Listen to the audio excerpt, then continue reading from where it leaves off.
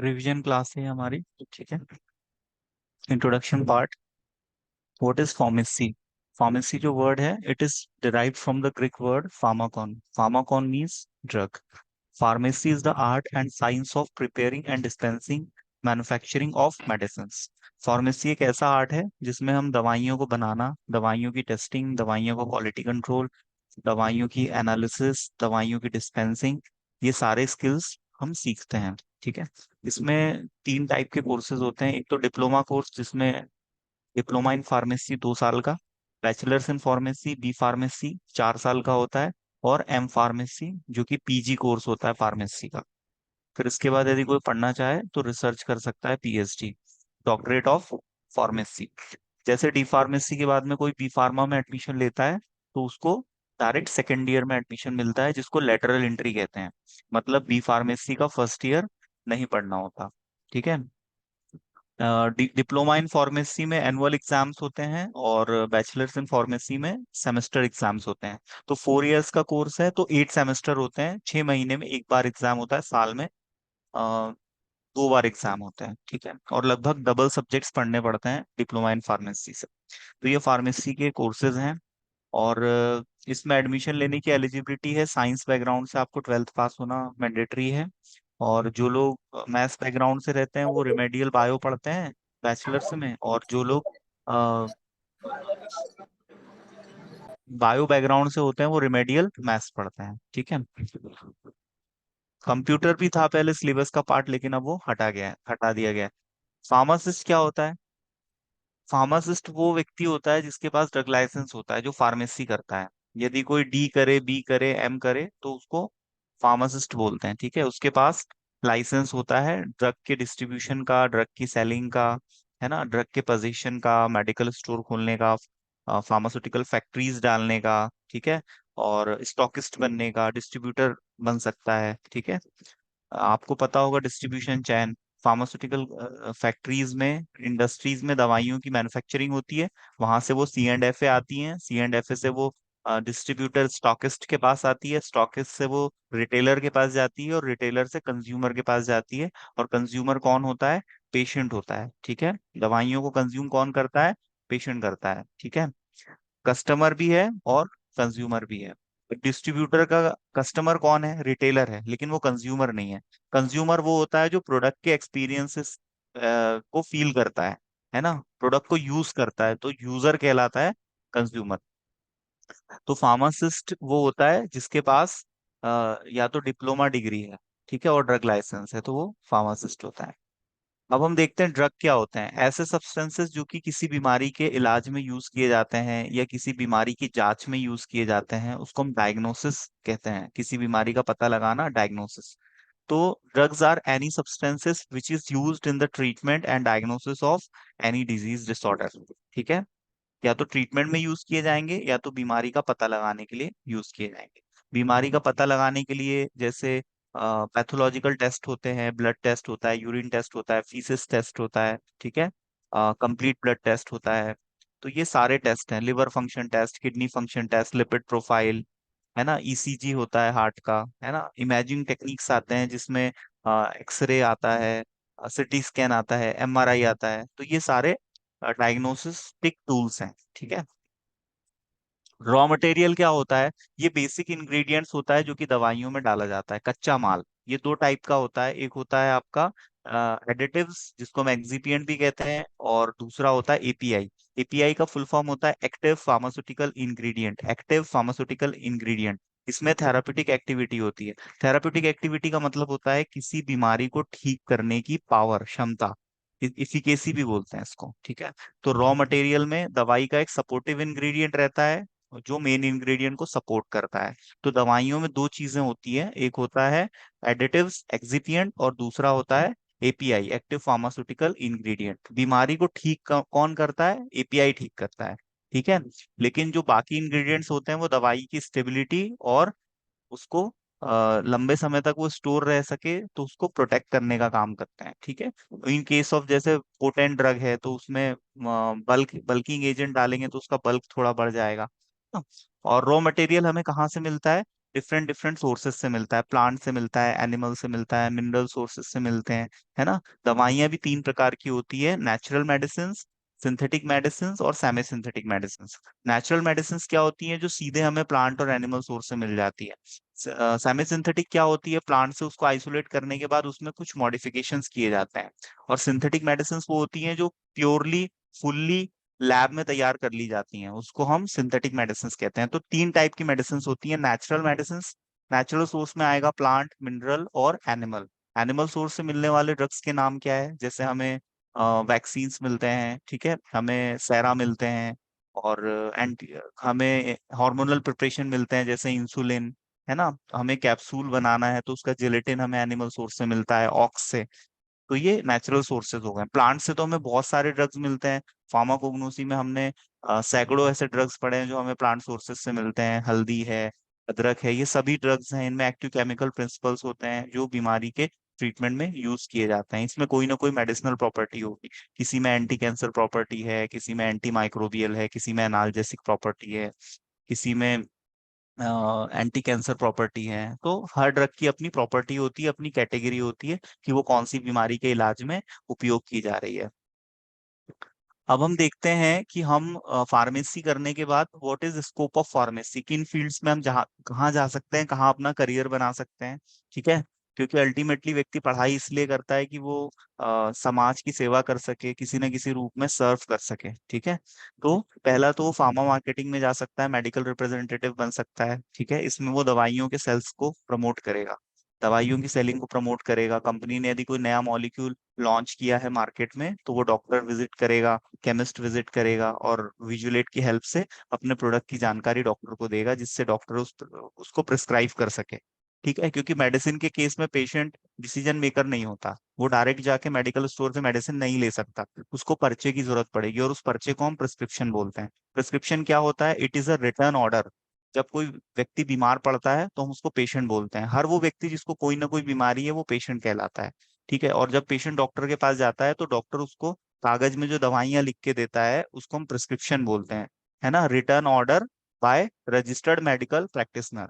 और ये जो प्रिस्क्रिप्शन है वो कौन लिख सकता है, रजिस्टर्ड मेडिकल प्रैक्टिशनर लिख सकता है। रजिस्टर्ड मेडिकल प्रैक्टिशनर कौन होता है, जिसने डॉक्टरी का कोर्स किया है, ग्रेजुएशन किया है, जिसके पास लाइसेंस है, गवर्नमेंट जिसको ऑथराइज कर रही है, ठीक है, कि आप क्लिनिक डाल सकते हो, ये आपका रजिस्ट्रेशन नंबर है ना। वैसे मेडिकल स्टोर खोलने के लिए लाइसेंस की जरूरत है, वैसे ही क्लिनिक खोलने के लिए लाइसेंस की जरूरत पड़ती है, रजिस्ट्रेशन नंबर की जरूरत पड़ती है। और जिसके पास वो रजिस्ट्रेशन है हम उसको आरएमपी बोलते हैं, रजिस्टर्ड मेडिकल प्रैक्टिशनर।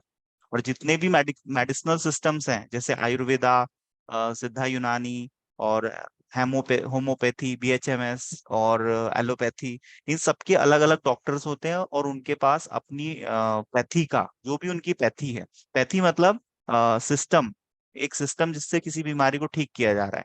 जैसे आपने देखा होगा आयुर्वेदा, उसमें जैसे चूरन और वटी, लेह, आश्रव्स, है ना, इस टाइप की फॉर्मुलेशंस आती हैं। और हमारे एलोपैथी में जैसे टेबलेट आता है, कैप्सूल आता है, सिरप्स आता है ना, इंजेक्शंस आते हैं, एम्प्यूल्स आते हैं, वाइल्स आते हैं, है ना। तो इस टाइप की फॉर्मुलेशन हमारे एलोपैथिक मेडिसिनल सिस्टम में आती है। तो हर मेडिसिनल सिस्टम का फार्मासिस्ट भी अलग होता है, आयुर्वेद का फार्मासिस्ट अलग होगा, होम्योपैथी का अलग होगा, एलोपैथी का अलग होगा। हम लोग जो फार्मेसी कर रहे हैं इसमें हम एलोपैथिक मेडिसिन के बारे में पढ़ते हैं, लेकिन हमारे सिलेबस में हमें थोड़ा थोड़ा बाकी पैथीज के बारे में भी पढ़ना है, सुपरफिशियली हमें पता होना चाहिए आयुर्वेद के बारे में। क्योंकि 7 मेडिसिनल सिस्टम है जो कि भारत में काफी प्रचलित है, जिसमें सबसे ज्यादा पॉपुलर है अंग्रेजी दवाइयाँ, एलोपैथिक मेडिसिन, सेकंड नंबर पे आता है आयुर्वेदा, और थर्ड नंबर पे आता है होम्योपैथी। तो ये सारी पैथीज भारत में काफी प्रचलित है। तो फार्मा मार्केटिंग कोई भी कर सकता है, जिसने जैसे बीएमएस के जो प्रोडक्ट्स होते हैं, है ना, जो लोग बीएमएस करते हैं, वो डॉक्टर्स जो प्रोडक्ट प्रिस्क्राइब करते हैं, उन प्रोडक्ट्स की मार्केटिंग के लिए आयुर्वेदिक कंपनियों में भी मार्केटिंग की जा सकती है, होम्योपैथी में की जा सकती है, एलोपैथी में की जा सकती है। लुपिन है, रेनबेक्सी है, एलम्बिक फार्मा है ना, बहुत सारी कंपनीज है, जो सन फार्मा, है ना, मैनकाइंड, जो एमआर हायर करती है। तो ये भी एक अच्छा स्कोप है। Quality control, quality assurance department में जा सकते हैं। दवाई की फैक्ट्री में 4 मेन डिपार्टमेंट होते हैं। एक होता है मैन्युफैक्चरिंग डिपार्टमेंट, जिसको प्रोडक्शन डिपार्टमेंट भी कहते हैं। दूसरा होता है पैकेजिंग डिपार्टमेंट, एक होता है क्वालिटी कंट्रोल डिपार्टमेंट, और एक होता है sales department. Sales department selling और प्रमोशन पे काम करता है। मैन्युफैक्चरिंग डिपार्टमेंट कोई ना कोई प्रोडक्ट मैन्युफैक्चर करेगा, या तो टैबलेट बनाएगा, कैप्सूल बनाएगा, वाटर फॉर इंजेक्शन बनाएगा, है ना, या वैक्सीन्स बनाए जाएंगे, तो कोई ना कोई प्रोडक्ट्स कंपनी बनाती है, और उसका फिर क्वालिटी कंट्रोल किया जाता है, फिर उसका पैकेजिंग किया जाता है। और जो बड़ी कंपनीज होती है वहां पर रिसर्च एंड डेवलपमेंट सेंटर भी होते हैं, है ना, जो फॉर्मुलेशन को डेवलप करते हैं, नए मॉलिक्यूल को इन्वेंट करते हैं, उसकी खोज करते हैं, डिस्कवरी करते हैं, जहां पर साइंटिस्ट काम करते हैं जिन्होंने फार्मेसी में पीएचडी कर रखा है। वो दवाइयों की खोज करके नई नई दवाइयों का पता लगाते हैं, जिससे बीमारियों का इलाज किया जा सके। फार्मास्यूटिकल पैकेजिंग डिपार्टमेंट भी होता है, जिसमें दवाइयों को पैक किया जाता है, क्योंकि दवाइयां 2 से 3 साल मार्केट में सस्टेन करती हैं मेडिकल स्टोर पे, स्टॉकिस्ट के पास। तो दवाइयों में स्टेबिलिटी होनी चाहिए, एफिकेसी होनी चाहिए, दवाई का इफेक्टिव होना बहुत जरूरी है ना। उस दवाई में किसी प्रकार का कोई कंटामिनेशन नहीं होना चाहिए, तो इसलिए उसको पैक किया जाता है प्रॉपर, और उसको ट्रांसपोर्ट किया जाता है, और डिस्ट्रीब्यूशन के थ्रू अलग अलग स्टेट्स में, डिस्ट्रिक्ट्स में, ब्लॉक्स में दवाइयों को पहुंचाया जाता है। तो pharmaceutical packaging. Drug regulatory affair क्या होता है? दवाइयों से संबंधित जो नियम कानून है ना, हर चीज नियम के हिसाब से होती है। जैसे कोई बिना ड्रग लाइसेंस के मेडिकल स्टोर चला रहा है, तो उसके मेडिकल स्टोर पे यदि छापा पड़ता है, तो उसका मेडिकल स्टोर बंद हो जाएगा, 6 महीने की जेल हो जाएगी, 10,000 रुपए का जुर्माना लग जाएगा। ठीक है। तो रेगुलेटरी अफेयर मतलब होता है law and ethics of pharmacy, मतलब दवाइयों से संबंधित जितने भी नियम कानून हैं। जैसे बिना प्रिस्क्रिप्शन के आपको एक्स शेड्यूल के ड्रग्स नहीं देने, बिना शेड्यूल के आपको ऐसे ड्रग्स नहीं देने जिससे अबॉर्शन हो जाता है ना। कुछ लोग मेडिकल पे जाते हैं, भैया दवाई देना, किट देना, अबॉर्शन करना है ना, ये गलत है। जब तक कोई गायनाकोलॉजिस्ट आपको प्रिस्क्राइब ना करे ऐसी मेडिसिन जो कि प्रेगनेंसी को टर्मिनेट कर सकते हैं, गर्भपात कर सकते हैं, तो वो फार्मासिस्ट बिना प्रिस्क्रिप्शन के नहीं देगा। तो ये रूल्स एंड रेगुलेशन हमें पता होना चाहिए। ठीक है। यदि कोई ड्रग्स को अपने पास रख रहा है, तो उसके पास लाइसेंस होना चाहिए। कोई ड्रग को यदि डिस्ट्रीब्यूट कर रहा है, ड्रग को यदि सेल कर रहा है, तो उसके पास लाइसेंस होना चाहिए। इवन एमबीबीएस डॉक्टर भी जब हॉस्पिटल डालते हैं, तो उसमें एक फार्मासिस्ट को हायर करते हैं जो कि ड्रग डिस्ट्रीब्यूशन का काम करता है, उसी के लाइसेंस पे मेडिकल स्टोर खोलता है। डॉक्टर भी मेडिकल स्टोर नहीं डाल सकता, क्योंकि डॉक्टर के पास प्रैक्टिस करने का परमिशन है, मेडिकल स्टोर डालने का उसके भी पास लाइसेंस नहीं रहता है। ये बात आप लोग याद रखें, जहां भी ड्रग स्टोर की बात आती है, बिना फार्मासिस्ट के काम नहीं चल सकता। फार्मासिस्ट सिर्फ रीढ़ की हड्डी है हमारे जो मतलब चिकित्सा क्षेत्र में दवाइयों का जितना भी काम होता है, ये सब फार्मासिस्ट के थ्रू ही होता है। तो रेगुलेटरी अफेयर मतलब होता है आपका law and ethics of pharmacy, pharmacy से जुड़े हुए नियम कानून, बहुत सारे नियम कानून है, उसी को हम पढ़ते हैं। जैसे मेडिकल स्टोर खोलना है, तो कितना स्पेस होना चाहिए, मेडिकल स्टोर में आपके फ्रिज होना चाहिए यदि आप वैक्सीन रख रहे हो, आपको कंप्यूटर होना चाहिए, है ना, इंटरनेट की व्यवस्था होनी चाहिए, ठीक है, जिससे आप रिकॉर्ड्स को मेंटेन कर सको, आपके पास सॉफ्टवेयर होने चाहिए जिससे आप इन्वेंट्री कंट्रोल कर सको। तो ये सारी चीजें अवेलेबल होनी चाहिए, सब ये ड्रग रेगुलेटरी अफेयर्स का पार्ट होता है। और एक ब्रांच भी होती है, बैचलर्स इन फार्मेसी के बाद यदि कोई पीजी करता है, तो ड्रग एंड रेगुलेटरी अफेयर्स एक ब्रांच होती है। इसको करने के बाद लोग लॉ करते हैं, और लॉ करने के बाद जो फार्मास्यूटिकल केसेस होते हैं कंपनीज के, उसको हैंडल करते हैं। ठीक है। जैसे अभी कुछ साल पहले लुपिन पे एक लेडी ने केस किया था, तो उसको लुपिन ने 5 करोड़ का मतलब अ, भुगतान किया था। ठीक है। तो ऐसा भी हो जाता है, कभी लोग दवाइयों की कंपनी पे केस कर देते हैं, तो दवाई की कंपनी फिर लॉयर हायर करती है। तो वो कौन से लॉयर होते हैं? जिन्होंने फार्मेसी में ड्रग रेगुलेटरी अफेयर्स पढ़ रखा है और लॉ कर रखा है। तो ऐसे लॉयर को वो हायर करते हैं, तब वो वहां पर मतलब डिबेट कर पाता है।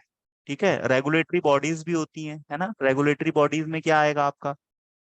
जो फार्मेसी प्रोफेशन को ऑपरेट करती हैं, है ना। जैसे आपका PCI, pharmacy council of India. ठीक है। फार्मेसी काउंसिल ऑफ इंडिया जितना भी फार्मेसी से रिलेटेड, एजुकेशन से रिलेटेड जितना भी, जैसे कॉलेज को अप्रूवल देना, ठीक है, कॉलेज कॉलेज विजिट करके वहां देखना सारी फैसिलिटीज हैं या नहीं, है ना, इंस्पेक्शन करती है 2 या 3 साल में एक बार, अप्रूवल देती है, सीट अलॉट करती है ना। ये इंश्योर करती है कि भाई कॉलेज में सारी फैसिलिटीज हैं या नहीं, स्टूडेंट्स अच्छे से पढ़ाई कर रहे हैं या नहीं, उनको अच्छी शिक्षा मिल रही है या नहीं। तो ये सब रेगुलेटरी बॉडीज का काम होता है, इंस्पेक्शन करना, अप्रूवल देना। सीडीआरआई क्या होता है? Central drug research institute. ठीक है। ये लखनऊ में है, और भी इसकी कहीं ब्रांच खुली है शायद, नहीं। तो CDRI Lucknow drug and research institute, यहाँ पर दवाइयों पर रिसर्च करके दवाइयों को डेवलप किया जाता है, नई दवाइयों की खोज की जाती है। और व्यक्ति अब्रॉड भी जा सकता है फार्मेसी करने के बाद, जैसे कुछ लोग बाहर ईरान इराक चले जाते हैं, है ना, सऊदी अरेबिया चले जाते हैं, यूनाइटेड स्टेट्स चले जाते हैं, है ना। किसी फॉरेन कंट्री में यदि आप रजिस्टर्ड फार्मासिस्ट बनना चाहते हो तो वहां का एग्जाम आपको क्रैक करना पड़ेगा, ठीक है। यदि आप वहां का एग्जाम क्रैक करोगे तो वो कंट्री आपको रजिस्ट्रेशन दे देगी और वहां पर आप रजिस्टर्ड फार्मासिस्ट बन जाओगे। लेकिन यदि आप इंडिया से फार्मेसी कर रहे हो तो आप बाय डिफॉल्ट इंडिया में रजिस्टर्ड हो जाओगे, ठीक है। तो आपको जो रजिस्ट्रेशन मिलेगा वो आपकी स्टेट का मिलेगा। लेकिन आप किसी और स्टेट में रिलोकेट होके अपने काम को बढ़ाना चाहते हो, करना चाहते हो, तो आप उस स्टेट में अपने रजिस्ट्रेशन को ट्रांसफर करा सकते हो, और किसी भी स्टेट में पूरे भारत में कहीं भी आप मेडिकल स्टोर डाल सकते हो, ठीक है। तो अब्रॉड जाने का भी आपके पास एक ऑप्शन होता है। और एकेडमिक्स में भी जा सकते हो। एकेडमिक्स में क्या है, आप फार्मेसी फील्ड में टीचिंग कर सकते हो, जैसा कि मैं एकेडमिक्स फार्मासिस्ट हूँ, ठीक है। मैं फार्मासिस्ट होने के साथ साथ एकेडमिशियन भी हूँ, क्योंकि मैं पढ़ा रहा हूँ कई सालों से, है ना। तो ये भी एक करियर ऑप्शन है। लेकिन इसके लिए आपको टी फार्मेसी के बाद B और M और PhD करनी पड़ेगी, तब आप एकेडमिक्स में आ सकते हो, ठीक है। क्योंकि डी फार्मेसी को बी फार्मा पढ़ाता है, बी फार्मा को एम फार्मा पढ़ाता है, और एम फार्मा को PhD पढ़ाता है, और PhD किसी को भी पढ़ा सकता है, और एम फार्मा भी डी फार्मा बी फार्मा दोनों को पढ़ा सकता है। तो एटलीस्ट आपको B और D करना पड़ेगा यदि आप एकेडमिक्स में आना चाहते हो, पढ़ाना चाहते हो, टीचर बनना चाहते हो इन the field of pharmacy. Production और मैन्युफैक्चरिंग क्या होती है, कैप्सूल की होती है, टैबलेट की होती है, पैरेंटल्स की होती है, वैक्सीन्स की होती है ना, बायोलॉजिकल प्रिपरेशंस है, हार्मोनल प्रिपरेशंस है। तो ये दवाई की कंपनियों में बनाए जाते हैं, अलग अलग कंपनी में। जैसे भोपाल में मंडीदीप में एक बायोस्पान कंपनी है, तो वो पैरेंटल्स बनाती है, इंजेक्शन बनाती है। हाँ, कोई कंपनी है कहीं कैप्सूल बना रही है, कैप्सूल और टैबलेट सॉलिड डोजेस फॉर्म, है ना। तो ये कंपनी का अपना नेचर होता है कि वो कौन से प्रोडक्ट्स बना रही है, कौन से प्रोडक्ट्स में वो डील कर रही है, ठीक है। फॉर्मुलेशन डेवलपमेंट क्या होता है, जब R&D में किसी नए मॉलिक्यूल को इन्वेंट किया जाता है, खोजा जाता है, तो उसकी डिस्कवरी के बाद ये देखा जाता है कि भाई उसका हम टैबलेट बनाएं, या कैप्सूल बनाएं, या इंजेक्शन बनाएं, किस डोजेस फॉर्म में उसको हम डेवलप करें कि उसकी इफिकेसी और स्टेबिलिटी अच्छी हो। तो इसको बोलते हैं फॉर्मुलेशन डेवलपमेंट। फॉर्मुलेशन मतलब क्या होता है, किसी भी दवाई का कौन सा डोजेस फॉर्म अवेलेबल है, ठीक है। जैसे आपने देखा होगा कोई मॉलिक्यूल है वो टैबलेट में भी आ रहा है, इंजेक्शन में भी आ रहा है ना, कैप्सूल में भी आ रहा है, मतलब काफी वर्सेटाइल है। और कुछ ऐसे ड्रग्स है जो केवल पेरेंटल फॉर्म में आते हैं, इंजेक्शन ही दिए जा सकते हैं, है ना। तो ये डिपेंड करता है फॉर्मुलेशन डेवलपमेंट के दौरान कि कितने फॉर्मुलेशंस में उसको लॉन्च किया जा सकता है मार्केट में, ठीक है। कम्युनिटी फार्मेसी क्या होती है, ये जो प्राइमरी हेल्थ केयर सेंटर है, सब हेल्थ केयर सेंटर्स हैं, ठीक है। यहाँ पर जो सुविधाएं दी जाती है, टीकाकरण होता है ना। सब हेल्थ केयर सेंटर सबसे छोटे होते हैं, है ना। आपने देखा होगा हर डिस्ट्रिक्ट में एक हॉस्पिटल होता है जिसको हम डिस्ट्रिक्ट हॉस्पिटल कहते हैं, है ना। और हर ब्लॉक में एक कम्युनिटी हेल्थ केयर सेंटर होता है जिसको हम CHC कहते हैं।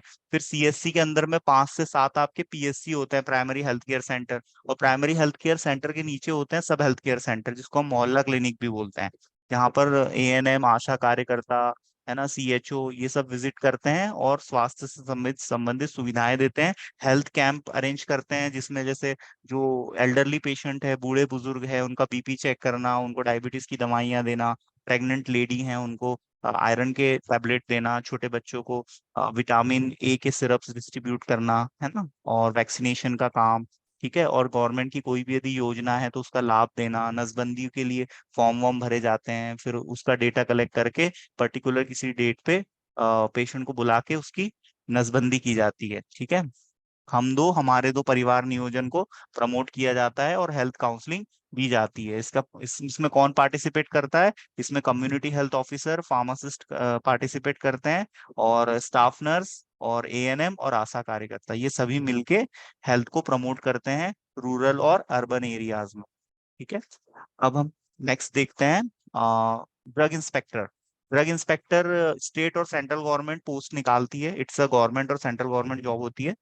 जिसके लिए एलिजिबिलिटी होती है, या तो आप ग्रेजुएशन करो माइक्रोबायोलॉजी से, या तो आपका B.Pharm कंप्लीट होना चाहिए, और आपको 18 महीने का एक्सपीरियंस होना चाहिए ऐसी कंपनी से जहां पर C और C1 शेड्यूल के कैटेगरी के प्रोडक्ट्स बनाए जाते हैं, जिसमें वैक्सीन्स आते हैं, पेरेंटल्स आते हैं, ठीक है। ड्रग कंट्रोलर और ड्रग एनालिस्ट, ये भी गवर्नमेंट जॉब्स हैं जो आप कर सकते हो। ठीक है, टीचिंग में भी आप जा सकते हो, गवर्नमेंट यूनिवर्सिटीज हैं, प्राइवेट यूनिवर्सिटीज हैं, वहां पर आप teacher, lecturer, assistant professor, associate professor, professor बन सकते हो। ठीक है, तो ये है आपका स्कोप ऑफ फार्मेसी।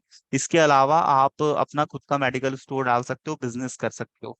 ठीक है, अपना खुद का रिटेल शॉप डाल सकते हो, ड्रग इंस्पेक्टर को एप्लीकेशन देके सारी लीगल फॉर्मेलिटीज कंप्लीट करके आप अपना खुद का मेडिकल स्टोर डाल सकते हो। डिप्लोमा इन फार्मेसी करने के बाद आपको 3 महीने का अप्रेंटिस ट्रेनिंग करना पड़ता है, जिसका आपको सर्टिफिकेशन दिया जाता है, और सर्टिफिकेशन के बिहाफ पे आप अप्लाई करते हो लाइसेंस के लिए, तो आपको ड्रग लाइसेंस प्रोवाइड कर दिया जाता है, जिसको हर 3 साल में, 2 साल में, 5 साल में आपको रिन्यू करना होता है। उसकी जेन्युइन ऑनलाइन फीस आपको पे करनी पड़ती है, आपका लाइसेंस रिन्यू हो जाता है और आप अपना मेडिकल स्टोर चला सकते हो। ये है आपका scope of pharmacy. Formational development मैंने आपको अभी बताया। प्रोडक्शन मैन्युफैक्चरिंग क्या होती है, ये भी मैंने आपको बताया। ये कहाँ पर होती है, फार्मास्यूटिकल फैक्ट्री में, और उसमें गुड मैन्युफैक्चरिंग प्रैक्टिसेस फॉलो की जाती है, और WHO के गाइडलाइंस, ICH के गाइडलाइंस, ठीक है, इंटरनेशनली दवाइयों को बनाने के जो गाइडलाइंस हैं उनको फॉलो करके अच्छी क्वालिटी की, अच्छी गुणवत्ता की दवाइयाँ तैयार की जा सकती है, जिससे बीमारी को ठीक किया जा सकता है। तो इसमें जैसे एक एग्जांपल हम देखें कि भाई मैन्युफैक्चरिंग होती है तो उसमें बहुत सारे स्टेप्स होते हैं, एक प्रोसेस में कई स्टेप्स होते हैं, है ना। जैसे कोई भी हम काम करते हैं तो उसके अलग अलग स्टेप्स होते हैं ना। तो वैसे ही इसमें जैसे मिलिंग होता है, ग्रैनुलेशन होता है, कोटिंग होता है, टैबलेट के केस में कंप्रेशन होता है। ठीक है, मिलिंग मतलब होता है पीसना, पीस के हम किसी भी ड्रग का पाउडर बना लेते हैं, फिर पाउडर बनाने के बाद हम उसके ग्रैन्यूल्स बना लेते हैं, फिर ग्रैन्यूल्स की हम कोटिंग करते हैं और फिर उसका कंप्रेशन करते हैं, और उस पर फिर ब्रांडिंग यदि हमें डालनी हो तो हम इंप्रेशन के थ्रू डाल देते हैं। तो इस तरह से एक कॉमन फिनोमिना मैंने आपको बताया जिससे दवाइयाँ तैयार की जाती है। फार्मास्यूटिकल पैकेजिंग क्या होती है, देखो किसी भी प्रोडक्ट का आइडेंटिफिकेशन उसके पैकेट से ही होता है। उस पर बहुत सारी इंफॉर्मेशन होती है जिससे हमें आइडिया लगता है कि उसकी मैन्युफैक्चरिंग कब हुई है, उसकी एक्सपायरी डेट क्या है, उसमें कंपनी ने क्या डाला हुआ है, कंपनी क्या वादा कर रही है, क्या प्रॉमिस कर रही है, किस काम वो प्रोडक्ट आएगा, उस प्रोडक्ट को हम कैसे यूज कर सकते हैं, उस प्रोडक्ट के क्या बेनिफिट्स हैं, है ना, उस प्रोडक्ट के क्या साइड इफेक्ट्स है, सब कंपनी उस पे मेंशन करती है। तो इससे हम प्रोडक्ट को आइडेंटिफाई कर पाते हैं, है ना।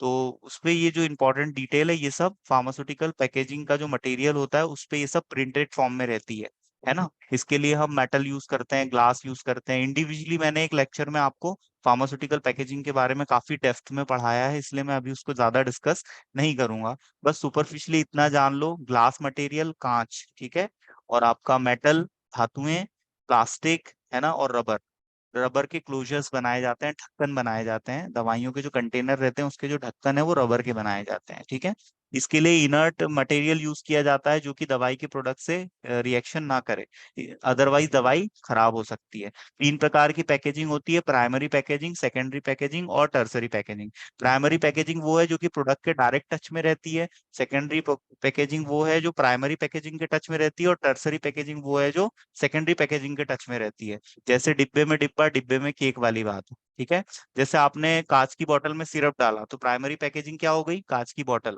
कंटेनर।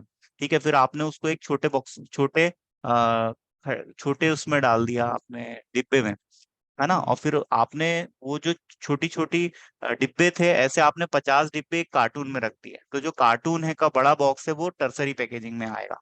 ठीक है, तो पैकेजिंग के बहुत सारे फायदे होते हैं, हमारे प्रोडक्ट को हम काफी अट्रैक्टिव बना सकते हैं, उसकी पॉपुलैरिटी क्रिएट कर सकते हैं, कस्टमर के माइंड में एक सबकॉन्शियस इमेज क्रिएट कर सकते हैं। जैसे यहाँ पर आप हनी का बॉटल देख रहे हो, है ना, इसका इस हिसाब से डिजाइन किया गया है कि लोग अट्रैक्ट हों और इस प्रोडक्ट को खरीदें, जिससे कंपनी को फायदा हो, क्योंकि सेल जितनी बढ़ेगी कंपनी को प्रॉफिट उतना ज्यादा होगा।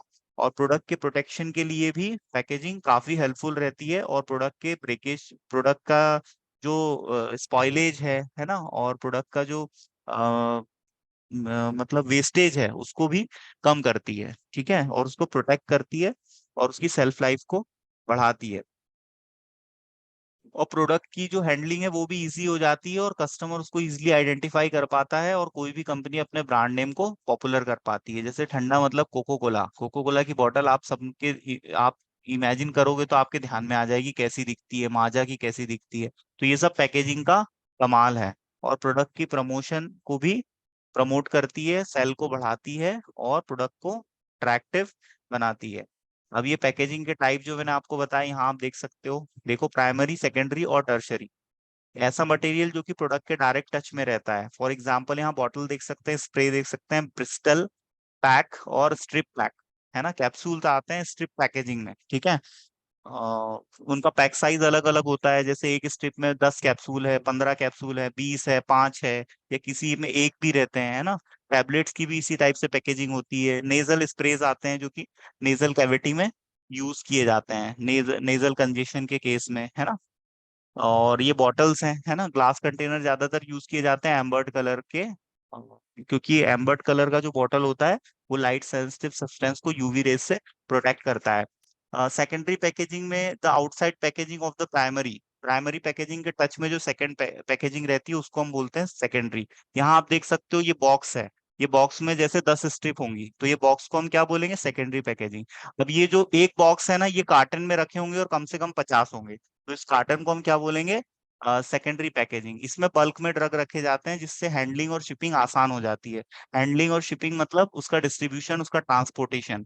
दवाई बन रही हिमाचल प्रदेश में, हम खा रहे हैं यहाँ बैतूल में, तो इसका मतलब दवाई वहां से यहाँ कैसे आई है, वो कार्टन में रख के आई है, ट्रकों के और ट्रांसपोर्टेशन का जो भी माध्यम हो। और जब दूसरे देशों से दवाई मंगाई जाती है तो शिपिंग के थ्रू जहाजों से दवाइयाँ भारत आती है और भारत से दवाइयाँ जाती भी है। तो दवाइयाँ हमारे देश से दूसरे देश को भेजना कहलाता है एक्सपोर्ट, और दवाइयाँ दूसरे देश से हमारे देश में बुलाना कहलाता है इंपोर्ट। तो जो गुड्स होते हैं उनका इंपोर्ट एक्सपोर्ट भी होता है। अब हम बात करें फार्मास्यूटिकल मार्केटिंग की, है ना, तो ये मैंने आपको अभी एक्सप्लेन किया था, ठीक है। D pharma, B pharma, freshers जो है वो मार्केटिंग कर सकते हैं, फार्मास्यूटिकल प्रोडक्ट्स की सेलिंग को प्रमोट कर सकते हैं एज अ मेडिकल रिप्रेजेंटेटिव। तो मेडिकल रिप्रेजेंटेटिव का काम भी मैंने आपको बताया, डॉक्टर विजिट करेगा, केमिस्ट विजिट करेगा, स्टॉकिस्ट विजिट करेगा, और हर महीने अपने टारगेट को कंप्लीट करके क्लोजिंग करेगा, ठीक है। मेडिकल रिप्रेजेंटेटिव का काम तो मैंने आपको बता दिया है ना, यहाँ पर दिया हुआ है, आप इसको थोड़ा सा देख लीजिए।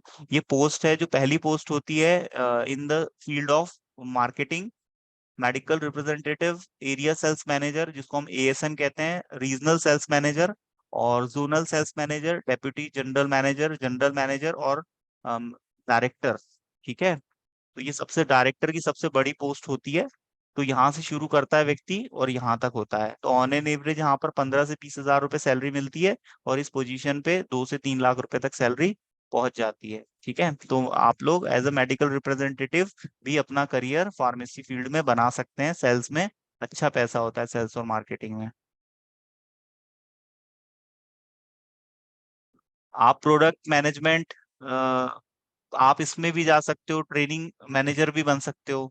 जो एमआर कंपनी ज्वाइन करते हैं उनकी 15 दिन की ट्रेनिंग कराते हैं, एफटीएम, फील्ड ट्रेनिंग मैनेजर, तो वो उनको कॉम्पिटिटिव कंपनी की जानकारी देते हैं कि वो कैसे डॉक्टर से बात करेंगे, केमिस्ट से उनको क्या बात करनी है और कैसे बिजनेस को बढ़ाएंगे। ये है ब्रांच ऑफ फार्मेसी, अभी आपको बताया, बी फार्मेसी, डी फार्मेसी, ठीक है, और pharma D. Pharma D course PCI ने 2011 में लॉन्च किया था, और ये जो कोर्स है वो बी फार्मा और डी फार्मा का कॉम्बो है। मतलब कोई चाहे कि भाई मैं डी और बी साथ में कर लूं, तो उसको फार्मा डी में एडमिशन लेना चाहिए। फार्मा डी का फुल फॉर्म होता है doctorate of pharmacy. B pharmacy 4 साल का है और डी 2 साल का है, और फार्मा डी 6 साल का कोर्स है, ठीक है। लेकिन फार्मा डी जो कोर्स है वो पीजी के बराबर है, मतलब आपको उसके बाद पीजी करने की जरूरत नहीं है। तो जो जो भी व्यक्ति डी और बी करना चाहते हैं तो उनको डायरेक्ट फार्म डी में एडमिशन ले लेना चाहिए, तो उनका डी भी हो जाएगा, बी भी हो जाएगा। डी करने का फायदा ये है कि आप स्टॉकिस्ट बन सकते हो डायरेक्ट, आपको कोई एक्सपीरियंस की जरूरत नहीं है, और आप दवाई की फैक्ट्री भी डाल सकते हो। लेकिन आपके पास डी फार्मेसी का लाइसेंस है तो आप दवाई की फैक्ट्री नहीं डाल सकते, आप मेडिसिन मैन्युफैक्चरिंग प्लांट नहीं डाल पाओगे, ठीक है। तो उसके लिए आपको बी की जरूरत पड़ती है। और यदि आपने डी किया हुआ है, आप स्टॉकिस्ट बनना चाहते हो, तो आपको 5 साल का एक्सपीरियंस होना चाहिए, उसके बाद आप डिस्ट्रीब्यूटर बन सकते हो, स्टॉकिस्ट बन सकते हो। बी फार्मा के बाद आप लोग एमएस भी कर सकते हो। एमएस फार्मा होता है आउट ऑफ इंडिया से, यूनाइटेड स्टेट्स में जो फार्मा होता है उसको एमएस फार्मा कहते हैं, ठीक है। तो वहाँ की एक एग्जाम होती है, जीआरई टोफिल आईलेट्स का एग्जाम, यदि आप वो क्रैक करते हो तो आउट ऑफ इंडिया आप जो डेवलप कंट्रीज हैं, फ्रांस है, ऑस्ट्रेलिया है, कैलिफोर्निया है, वहां से आप अपना फार्मेसी पढ़ सकते हो और वहां पर जॉब भी कर सकते हो। वहाँ सैलरी बहुत ज्यादा रहती है, फार्मासिस्ट की सैलरी अराउंड 2.5-3 लाख रुपए से कम शुरू होती है, ठीक है। अ, फिर उसके बाद ये नाइपर है, काफी अच्छा इंस्टीट्यूट है जहाँ से एम फार्मा करते हैं, ठीक है। जीपेट का एग्जाम होता है, स्कॉलरशिप भी मिलती है 8 से 15 हजार रुपए के बीच में, और पीजी किया जा सकता है, तो पीजी के दौरान स्कॉलरशिप मिलती है और फीस भी बहुत कम होती है। तो नाइपर इंस्टीट्यूट काफी फेमस है, बहुत अच्छा है, जहाँ से लोग एम फार्म कर सकते हैं। ड्रग एनालिस्ट क्या होता है, ये भी एक गवर्नमेंट पोस्ट होती है, ठीक है। हर साल गवर्नमेंट कुछ पोस्टें निकालती है जिसमें फार्मासिस्ट को सेलेक्ट करती है और उनसे ड्रग की एनालिसिस कराती हैं। गवर्नमेंट्स की लैब होती है पूरे भारत में, अराउंड 127 लैब्स हैं, ठीक है। हर स्टेट में लैब्स हैं, कुछ सेंट्रल लैब है, कुछ स्टेट लैब्स हैं। और इन लैब में डीआई सैंपल भेजता है और दवाइयों की एनालिसिस करके उनकी गुणवत्ता को इंश्योर किया जाता है कि दवाइयों की क्वालिटी अच्छी है या नहीं। और दवाइयों की क्वालिटी यदि अच्छी नहीं है तो रिपोर्ट तैयार करके प्रस्तुत की जाती है उसको, और ड्रग रेगुलेटरी बॉडी के सामने, और फिर उस ड्रग को मार्केट से विड्रॉ कर लिया जाता है, या उसके साइड इफेक्ट ज्यादा है या कंपनी झोल झाल कर रही है दवाई बनाने में तो। और उस कंपनी पे छापा भी पड़ सकता है, उस कंपनी को सील किया जा सकता है कोर्ट के नोटिस के थ्रू। क्वालिटी कंट्रोल क्या होता है, जब भी दवाइयां बनती है तो उनको मार्केट में भेजने से पहले एक बार कंपनी का एक डिपार्टमेंट है जो उनकी क्वालिटी को चेक कर लेता है कि वो दवाइयों की गुणवत्ता अच्छी है या नहीं, वो दवाई अच्छे से बनाई गई है या नहीं, उसमें कोई कमी बीसी तो नहीं रह गई है। तो उसको हम क्वालिटी कंट्रोल डिपार्टमेंट बोलते हैं। क्वालिटी एश्योरेंस डिपार्टमेंट क्या होता है, क्वालिटी कंट्रोल में जो प्रैक्टिकल वर्क किया है, दवाइयों पे जो टेस्टिंग की गई है, उनके जो प्यूरिटी टेस्ट लगाए गए हैं, लिमिट टेस्ट लगाए गए हैं, उनका जो स्टैंडर्डाइजेशन के लिए जो टेस्ट लगाए गए हैं, उसका जो रिकॉर्ड मेंटेनेंस का काम है वो क्वालिटी एश्योरेंस डिपार्टमेंट करता है। मतलब ये फाइल बना के उसमें सारे रिकॉर्ड्स रखता है कि भाई हमने पिछले महीने इतनी दवाइयां बनाई, उनके क्वालिटी कंट्रोल के ये रिजल्ट्स आए, ठीक है। तो लैब लैब वर्क होता है क्वालिटी कंट्रोल में, और जो डॉक्यूमेंट कीपिंग का, डॉक्यूमेंटेशन का वर्क होता है वो क्वालिटी एश्योरेंस डिपार्टमेंट में होता है। एकेडमिक्स के बारे में मैं आपको बता चुका हूँ, इसमें फार्मेसी करने के बाद व्यक्ति पढ़ाता है फार्मेसी के सब्जेक्ट्स, डिप्लोमा में, डिग्री कॉलेज में, और पीजी में और यूनिवर्सिटी में। तो इसमें लेक्चरर की पोस्ट होती है, assistant professor, associate professor, professor, और कोई व्यक्ति अपना खुद का कॉलेज भी डाल सकता है। रिसर्च एंड डेवलपमेंट में आपको बताया, आर एंड डी डिपार्टमेंट, जो अच्छी कंपनीज हैं, नामी गिरामी कंपनी है भारत की, जैसे आपकी सन फार्मा है, लुपिन है, ठीक है। तो ये कंपनियों के अपने खुद के आर एंड डी सेंटर्स हैं, ठीक है। तो वहां पर ड्रग की रिसर्च होती है और पेटेंट लिया जाता है। पेटेंट मतलब होता है जो कंपनी दवाई खोजेगी, ढूंढेगी, जो उस पर इतना समय और पैसा इन्वेस्ट करेगी, वो उसको 20 साल तक उपयोग कर सकती है, और कोई उसको उपयोग नहीं करेगा, और यदि करेगा तो उसको रॉयल्टी देनी पड़ेगी। अब आर एंड डी में जो डिपार्टमेंट्स होते हैं, new drug discovery research, process development, formulation development, clinical trials. Clinical trials और प्री क्लिनिकल ट्रायल्स क्या होते हैं, दवाइयों को पेटेंट से पहले, दवाइयों को मार्केट में लॉन्च करने से पहले उनकी जानवरों पे टेस्टिंग की जाती है, उसको प्री क्लिनिकल स्टडीज कहते हैं। और फिर बड़े बड़े हॉस्पिटल में पेशेंट्स पे, हेल्थी वॉलेंटियर्स पे दवाइयों की टेस्टिंग की जाती है, उसको क्लिनिकल ट्रायल्स कहते हैं। उस डेटा में यदि दवाई सुरक्षित पाई जाती है, सेफ पाई जाती है, तो ही वो आगे मार्केट में बढ़ती है और उसको अप्रूवल मिलता है, तो इसको हम क्लिनिकल ट्रायल्स कहते हैं। डिजाइनिंग ऑफ डोजेस फॉर्म तो मैंने आपको बताया, कौन सी दवाई किस में बनाएंगे, हम उस मॉलिक्यूल का हम टैबलेट बनाएंगे, कैप्सूल बनाएंगे, ये होता है doses form design. Pharma pharmacodynamics study क्या होती है ना। फार्माकोडायनेमिक्स और फार्माकोकाइनेटिक्स, फार्माकोकाइनेटिक्स में हम ये पढ़ते हैं कि दवाइयां बॉडी में कहाँ मेटाबोलाइज हो रही हैं, बॉडी से कैसे बाहर निकल रही हैं, ठीक है। दवाइयों का मूवमेंट बॉडी में कैसे डिस्ट्रीब्यूट हो रही हैं, है ना, उनका डिस्ट्रीब्यूशन, मेटाबॉलिज्म, उनका एब्जॉर्प्शन कैसे हो रहा है, एलिमिनेशन कैसे हो रहा है, ये स्टडीज फार्माकोकाइनेटिक्स में आती हैं। और फार्माकोडायनेमिक्स में आता है कि दवाइयां बॉडी में कैसे काम कर रही हैं, दवाइयों का मैकेनिज्म ऑफ एक्शन क्या है, हमने कोई बीमारी में दवाई खाई तो उस दवाई ने बीमारी को कैसे ठीक किया, है ना। बीमारी को ठीक करने के दवाई का जो मैकेनिज्म है, मैकेनिज्म ऑफ एक्शन, उसकी स्टडी हम करते हैं। दवाइयों के साइड इफेक्ट्स क्या हैं, दवाइयों के एडवर्स इफेक्ट क्या है, इनकी स्टडी हम फार्माको डायनेमिक्स में करते हैं। और फार्माको काइनेटिक्स और फार्माको डायनेमिक्स फार्माकोलॉजी की ही ब्रांचेस होती हैं, ठीक है। जब बॉडी और दवाई का इंटरेक्शन होता है तो बॉडी दवाई के साथ क्या करती है और दवाई बॉडी के साथ क्या करती है, दोनों एक दूसरे के साथ कुछ ना कुछ करेंगे।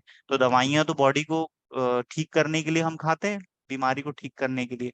तो इसकी स्टडी की दवाई बीमारी को कैसे ठीक करेगी ये हम करते हैं फार्माकोडायनेमिक्स में। और बॉडी दवाई को कैसे एब्जॉर्ब करेगी, कैसे डिस्ट्रीब्यूट करेगी, कैसे मेटाबॉलिज्म करेगी और कैसे बॉडी से बाहर निकालेगी, इसकी स्टडी करते हैं हम फार्माकोकाइनेटिक्स में। बायो अवेलेबिलिटी ऑफ ड्रग क्या होती है, जब हम कोई दवाई खाते हैं तो कितनी दवाई एक्शन दे रही है बॉडी में, उसको हम बायो अवेलेबिलिटी कहते हैं। बायो मतलब होता है जिंदा, अवेलेबिलिटी मतलब होता है उपलब्ध होना। तो जब हम जैसे ओरल रूट से जो मेडिसिन लेते हैं, तो जैसे हमने 500 mg का टेबलेट लिया है तो 300 mg ब्लड में जाएगा, 200 mg वेस्ट हो जाएगा, है ना, हमारे फीसेस के थ्रू बाहर निकल जाएगा। तो ड्रग का वेस्ट जो हो रहा है, इस वजह से उसकी बायो अवेलेबिलिटी कम हो गई, है ना। क्योंकि जब हम दवाइयाँ ओरल रूट से लेते हैं तो वो हमारे लिवर में जाती है और लिवर कुछ दवाई को रोक देता है, क्योंकि वो दवाइयाँ क्या है, सिंथेटिक नेचर की होती है और केमिकल को हमारा लिवर ब्लड में नहीं जाने देता। ठीक है, जो नेचुरल चीजें हैं उनको ब्लड में जाने देता है। तो जो दवाइयाँ सिंथेटिक और सेमी सिंथेटिक नेचर की होती हैं, लिवर उनको रोक देता है, तो उनकी बायो अवेलेबिलिटी कम हो जाती है। और यदि हमने इंजेक्शन के थ्रू दवाइयाँ दी है तो बायो अवेलेबिलिटी 100% रहती है आईवी रूट में। क्यों? क्योंकि हमने दवाई डायरेक्ट ब्लड में डाल दी, तो लिवर को पास करेगी क्या? नहीं, पहले ही ब्लड में चली गई वो। पर हर वो चीज जो पेट से हमारे जाएगी खून में, वो लिवर से होके जाएगी। तो लिवर एक ऐसा गेटकीपर होता है जो हर वो उस चीज को रोक देता है जो हमारी बॉडी के लिए थोड़ी हार्मफुल रहती है। इसलिए दवाइयों के साइड इफेक्ट्स एलोपैथी के ज्यादा होते हैं, क्योंकि ये इंजेक्शन के थ्रू हमारी बॉडी में सीधे खून में डाल दी जाती हैं। ठीक है, तो इनका एक्शन भी फास्ट होता है और साइड इफेक्ट भी हो सकते हैं। टॉक्सिकोलॉजिकल स्टडी क्या होती है? किसी भी दवाई को जब बहुत लंबे समय तक यूज किया जाता है तो उसके किसी भी ह्यूमन बॉडी पे नकारात्मक प्रभाव तो नहीं आ रहा है, कोई दवाई के साइड इफेक्ट ज्यादा तो नहीं है, एडवर्स इफेक्ट ज्यादा तो नहीं है, ऐसा तो नहीं कि फायदे से ज्यादा जनता को नुकसान हो रहा है ना। पब्लिक दवाई खा रही है तो बीमारी ठीक ठीक होने की जगह बीमारी कोई दूसरी ज्यादा बढ़ रही है, या पेशेंट मर जाते हैं उस दवाई को खाने के बाद, व्यक्ति का लाइफ छोटा हो जाता है ना। तो ऐसी दवाइयों को मार्केट से विड्रॉ कर लिया जाता है, उस पर पेंड लगा दिया जाता है, उसके प्रोडक्शन को रोक दिया जाता है, कंपनी को नोटिस दिया जाता है कि भाई इस दवाई को आप नहीं बनाओगे, क्योंकि पिछले 10 सालों में इस दवाई को खाने से काफी लोगों की जान चली गई। और जिस बीमारी के लिए दवाई यूज हो रही थी, वो बीमारी तो ठीक हुई या नहीं हुई वो बात की बात है, लेकिन दूसरी बीमारियां डेवलप हुई जिसकी वजह से लोग मर गए। तो इसको बोलते हैं टॉक्सिकोलॉजिकल स्टडी, मतलब दवाइयां जो होती है वो, उनका जो टॉक्सिक इफेक्ट बॉडी पे होता है उसकी स्टडी की जाती है। स्टेबिलिटी ऑफ डोजेस फॉर्म क्या होती है कि हमने किसी दवाई का डोजेस फॉर्म बनाया तो वो कब तक सस्टेन करेगा। आपने देखा होगा किसी दवाई की एक्सपायरी 2 साल होती, किसी की साल भर होती, किसी की 6 महीने होती, किसी की 15 दिन होती है ना। तो वो सब डिपेंड करता है कि वो दवाई के डोजेस फॉर्म की स्टेबिलिटी कैसी है। ड्रग इंस्पेक्टर में आपको बता चुका हूँ। यहाँ पर आप इंजेक्शंस के एम्पूल्स देख सकते हो, यहाँ वाइल्स देख सकते हो, कैप्सूल्स, टेबलेट, है ना, डिफरेंट डिफरेंट कलर्स में अवेलेबल है, पिंक, रेड, ग्रीन, है ना। और ये कैप्सूल्स होते हैं, इसमें बॉडी होता है, कैप होता है और उसमें ग्रैन्यूल्स भरे जाते हैं, है ना। ये आपका टेबलेट है, ठीक है, और ये वाइल है। वाइल और एम्पूल में क्या डिफरेंस होता है? वाइल को हम मल्टीपल टाइम यूज कर सकते हैं, ठीक है, और इसमें रबर का कैप लगा होता है यहाँ पर। और एम्पुल को हम एक ही टाइम यूज कर सकते हैं, एक बार एम्पुल फोड़ा तो उसकी पूरी दवाई हमको यूज करनी पड़ेगी, और आधी करते हैं तो आधी हमें फेंकनी पड़ेगी, ठीक है। तो ये है आपका एम्पुल और ये है वाइल, ये है कैप्सूल, ये है टैबलेट। अब ये कुछ कॉमन कॉस्मेटिक प्रोडक्ट्स भी है जो कि फार्मेसी में ही आते हैं, जैसे आयोडेक्स है ना, सोफ्रामाइसिन का क्रीम है जो कि एज एंटीसेप्टिक काम करता है, विक्स वेपोरब, है ना, सर्दी खांसी में यूज होता है। और कुछ कॉस्मेटिक्स आते हैं जिसमें नेल पेंट्स आते हैं, मस्कारा और नाइट क्रीम्स आती हैं, फेयरनेस क्रीम्स आती हैं, मॉइस्चराइजर्स आते हैं, फेस वॉश आता है, कुछ सोप्स आते हैं, है ना, जैसे ग्लूटाथियोन का सोप आता है स्किन वाइटनिंग के लिए, फेयरनेस को बढ़ाता है, चमकती दमकती गोरी त्वचा के लिए, ठीक है। और फेस वॉश, है ना, शैम्पू, कंडीशनर, ये सब आपका कॉस्मेटिक्स में आता है। और ये जो फार्मेसी है इसमें हम कॉस्मेटिक्स भी पढ़ते हैं, ठीक है, और इसमें हम मेडिसिन भी पढ़ते हैं, ठीक है। अलग अलग शेड्यूल्स होते हैं जिसमें दवाइयों को डिवाइड किया जाता है, नेक्स्ट ईयर में हम और ज्यादा डेप्थ में पढ़ेंगे इसको। तो ओटीसी ड्रग्स भी होते हैं जो ओवर द काउंटर बिना प्रिस्क्रिप्शन के पेशेंट को दे दिए जाते हैं, ठीक है, जिसमें ज्यादातर कॉस्मेटिक्स आते हैं और कुछ ऐसे ड्रग्स आते हैं जैसे आइबुफेन हुआ, है ना, निरोधक गोलियां हुआ, आईपिल्स हुआ, ये दिए जा सकते हैं ओवर द काउंटर। किसी को आयोडेक्स खरीदना है तो वो सीधे खरीद सकता है ना, किसी को कोई क्रीम खरीदनी है तो उसके लिए प्रिस्क्रिप्शन की जरूरत नहीं होती। ज्यादातर जो टॉपिकल प्रिपरेशंस होती हैं, टॉपिकल प्रिपरेशंस वो जो स्किन पे यूज की जाती हैं, ट्यूब्स के फॉर्म में, पेस्ट के फॉर्म में आती हैं, ऑइंटमेंट लोशन के फॉर्म में आती हैं, जैसे कैलामाइन लोशन, ये आपको खरीदना है तो आपको प्रिस्क्रिप्शन की जरूरत नहीं है। आप मेडिकल स्टोर जाइए, वहां कहिए कि भाई मुझे विक्स चाहिए, वो आपको दे देगा, आपसे पर्चा नहीं मांगेगा। पर आप बोलोगे नहीं साहब मेरे को वोवेरान का इंजेक्शन देना जरा, तो नहीं देगा आपको, ठीक है। तो ये ड्रग के शेड्यूल्स के हिसाब से ड्रग को डिस्पेंस किया जाता है, ये नेक्स्ट ईयर में आप और ज्यादा डिटेल में पढ़ोगे। तो हमारे इसमें हम दवाइयों के बारे में भी पढ़ते हैं, कॉस्मेटिक्स के बारे में भी पढ़ते हैं। कॉस्मेटिक्स क्या होती है? हर वो प्रोडक्ट जो ह्यूमन बींग्स की खूबसूरती को बढ़ाता है। गोरा करने वाली क्रीम है ना, आंखों आंखों को खूबसूरत बनाने के लिए, डार्क सर्कल हटाने के लिए कोई क्रीम आ रही है, और कोई क्रीम आपके मुहासों और मस्सों को ठीक कर रही है। वर्ड्स जो होते हैं ना, मुहासे और मस्से जो स्किन पे होते हैं, ठीक है, उनके लिए कोई क्रीम आ रही है, या आपकी स्किन पे कोई स्पॉट हो गया है, मेलाज्मा क्रीम आती है ना, सनबर्न हो गया है, रिंकल्स आ गए हैं, एजिंग की वजह से आपकी स्किन काफी लूज हो गई है, काफी सॉफ्ट हो गई है, झूल रही है आपकी स्किन, बुढ़ापा घेर रहा है आपको। तो इसके लिए जो हम प्रोडक्ट्स यूज करते हैं जवान दिखने के लिए, है ना, एज को कम दिखाने के लिए, वो सब कॉस्मेटिक्स में आते हैं, है ना। जैसे हमने काजल लगाया, मस्कारा लगाया, है ना, गाल को लाल करने के लिए भी बहुत सारा, वो जानते हैं आप लोग सब यूज करते हो। नेल पॉलिश हुआ, है ना, और आपका ये भी आता है लिपस्टिक्स, है ना, लिपस्टिक आती है, हेयर ऑयल आते हैं, ये सभी कॉस्मेटिक्स में आता है, ठीक है। अब पिलर्स और फार्मास्यूटिकल साइंस, मतलब दवाइयों का जो विज्ञान है उसके पिलर्स हैं। एक तो फार्मास्यूटिकल केमिस्ट्री है, फार्मास्यूटिक्स है, फार्माकोग्नोसी है, और आपका फार्माकोलॉजी और फार्मास्यूटिकल एनालिसिस है। फार्मास्यूटिकल केमिस्ट्री में हम दवाइयों के स्ट्रक्चर के बारे में पढ़ते हैं, उनका स्टोरेज हम कैसे करेंगे, ठीक है, उनकी प्रॉपर्टीज क्या है, उनकी सॉलिबिलिटी कैसी है, ये सब इंडियन फार्माकोपिया में मेंशन किया गया है। फार्माकोपिया एक ड्रग रेसिपी बुक होती है, जिसमें दवाइयों की इंफॉर्मेशन होती है कि उसका नाम क्या है, उसका केमिकल स्ट्रक्चर क्या है, उसका मेल्टिंग पॉइंट क्या है, उसकी फिजिको केमिकल प्रॉपर्टी मेंशन होती है, ठीक है, उसका उसकी शेल्फ लाइफ क्या है, उसका डोज क्या है, सारी दवाइयों से रिलेटेड इंफॉर्मेशन आपकी फार्माकोपिया में रहती है। तो फार्मास्यूटिकल केमिस्ट्री में हम दवाइयों के स्ट्रक्चर के बारे में पढ़ते हैं कि दवाइयों के स्ट्रक्चर का वो कौन सा पार्ट है जो एक्शन देने के लिए रिस्पॉन्सिबल है। और हम दवाइयों का स्ट्रक्चरल एक्टिविटी रिलेशनशिप भी पढ़ते हैं कि हम दवाई के स्ट्रक्चर में यदि कोई परिवर्तन लाते हैं तो उसकी एक्टिविटी में क्या परिवर्तन आता है। तो इस साइंस के आधार पे हम दवाइयों की एक्टिविटी को बढ़ाते हैं और उसके साइड इफेक्ट्स को कम करते हैं। फार्मास्यूटिक्स में हम पढ़ते हैं कि दवाइयाँ कैसे बनेंगी, टैबलेट कैप्सूल कैसे बनेंगे, पेरेंटल कैसे बनेंगे, जितने भी डोजेस फॉर्म है, लिक्विड, सेमी सॉलिड, है ना, और आपके cream, ointment, paste, suspension, emulsion, है ना, ये सब हम फार्मास्यूटिक्स में पढ़ते हैं। मशीनों के बारे में पढ़ते हैं, मिलिंग के लिए कौन सी मशीनें यूज हो रही है, बॉल मिल है, हैमर मिल है, ठीक है, और आपका कोटिंग पान है ना, जिससे हम कोटिंग करते हैं टैबलेट की, पंचिंग मशीन, है ना, टैबलेट में कौन से डिफेक्ट्स आते हैं, कैप्सूल कैसे बनती है, पेरेंटल कैसे बनते हैं, types of parental, sterile formulation, ये सब हम फार्मास्यूटिक्स में पढ़ते हैं। कोलॉजी आपको नेक्स्ट ईयर में आएगा। कोलॉजी में हम ये पढ़ते हैं कि हम दवाइयाँ बॉडी पे काम कैसे करती हैं, दवाइयों के क्या साइड इफेक्ट्स हैं, दवाइयों के डोज क्या है, ठीक है, और दवाइयों के कॉन्ट्रा इंडिकेशंस क्या है, ऐसी कौन सी परिस्थितियां हमें जिसमें दवाइयां वो अवॉइड करनी है ना। तो इसके लिए 4 केसेस होते हैं: प्रेग्नेंट लेडी, और बूढ़े बुजुर्ग, बूढ़े पेशेंट, एल्डरली जिनको हम कहते हैं, जेरियाट्रिक्स भी कहते हैं, और पीडिया पेशेंट मतलब बच्चे, नियोनेट्स, और जिनकी एज 5 साल 10 साल से कम होती है। तो उनके लिए स्पेशल डॉक्टर्स होते हैं, उनके डोज भी उनके एज के हिसाब से और उनके बॉडी वेट के हिसाब से, बॉडी सरफेस एरिया के हिसाब से दिए जाते हैं।